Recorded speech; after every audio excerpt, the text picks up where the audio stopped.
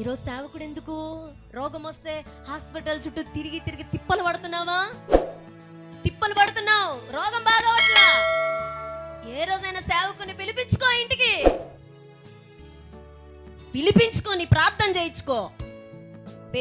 పేతురుని పిలిపించుకున్నారు వాళ్ళు. నీ రోగం తగ్గిపోవాలంటే నీకు ఒక సేవకుడు ఉన్నాడు.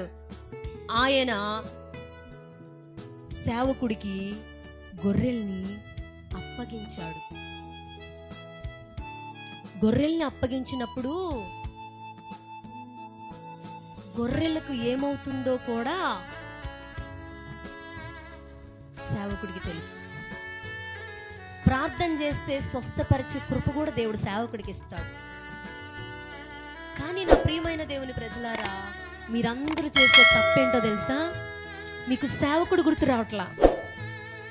దేవుడే మాట్లాడుతున్నాడు.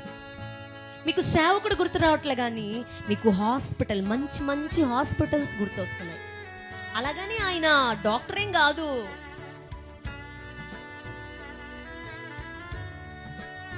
మీరు చేసే ఆపరేషన్ చేసే ముందు ఒకసారి సేవకుని పిలిపించుకొని ప్రార్థన చేస్తే, ఆయన ఆశీర్వదిస్తే ఆపరేషన్ ఏమవుతుంది?